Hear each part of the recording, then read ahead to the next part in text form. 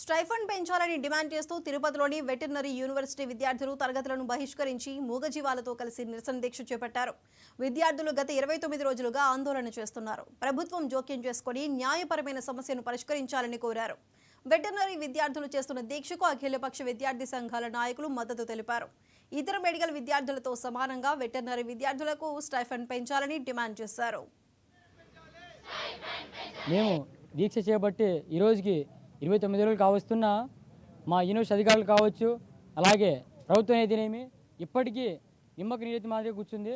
ఇప్పటికీ మాకు మా యూనివర్సిటీ నుంచి కావచ్చు, అలాగే గవర్నమెంట్ నుంచి మాకు ఇలాంటి స్పందన రాలేదండి. పొద్దున లేచే పౌష్టికాహారం నుంచి సాయంత్రం దాకా ఏదైతే మనకి రోగ నిరోధక శక్తి వ్యాక్సినేషన్ కానీ ఏదైనా ఉండొచ్చో అక్కడ దాకా మా యొక్క కంట్రిబ్యూషన్ చాలా ఉంటుంది. అటువంటిది ఈరోజు గత 29 రోజులుగా మేము ఇక్కడ రోడ్డు మీద కూర్చొని దీక్ష చేస్తూ ఉన్నా. మమ్మల్ని పట్టించుకునే నాదుడే లేదు ఈ రోజుకి. ఇప్పటికీ గతంలో 2019లో కూడా ఒకసారి ప్రపంచాన్ని గడగడ హడలెత్తించిన కరోనా వచ్చింది. అప్పుడు కూడా మా పశువైద్య విద్యార్థులు దాని యొక్క వ్యాక్సిన్ కనుగొన్నారు. మా యొక్క కాంట్రిబ్యూషన్ దేశానికి అలా కోసం ఏదైతే స్టైఫండ్ మాకు ఇచ్చేటువంటి 7,000 రూపాయలు సరిపోవడం లేదు. ఈరోజు మాకు 25,000 రూపాయలు పెంచండి. అదేవిధంగా ఇతర కోర్సులు ఏదైతే ఎంబీబీఎస్ కానీ లేకపోతే ఇంకో రకంగా ఉన్నటువంటి అన్ని కోర్సులకు కూడా ఈరోజు అన్ని విద్యార్థులకు కూడా మీరు 20,000 నుంచి 25,000 ఇస్తున్నారు.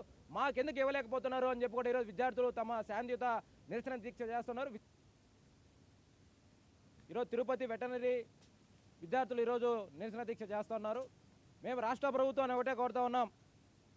కూటమి ప్రభుత్వం ప్రతిపక్షంలో ఉన్నప్పుడు గత ప్రభుత్వం ఎవరైతే అధికారంలో ఉన్నారో వాళ్ళని విమర్శిస్తూ పేద విద్యార్థులకు అన్యాయం జరుగుతోంది, యూనివర్సిటీల భవిష్యత్తుని నష్టం కలిగిస్తారని చెప్పి కూడా గత ప్రతిపక్షంలో ఉన్నటువంటి నారా లోకేష్ గారు కానీ 40 సంవత్సరాల రాజకీయ అనుభవం ఉన్నటువంటి నారా చంద్రబాబు నాయుడు గారు కానీ అదేవిధంగా ఉప ముఖ్యమంత్రి పవన్ కళ్యాణ్ గారు కూడా వెటర్నరీ విద్యార్థులకు అనేక హామీలు ఇవ్వడం జరిగింది.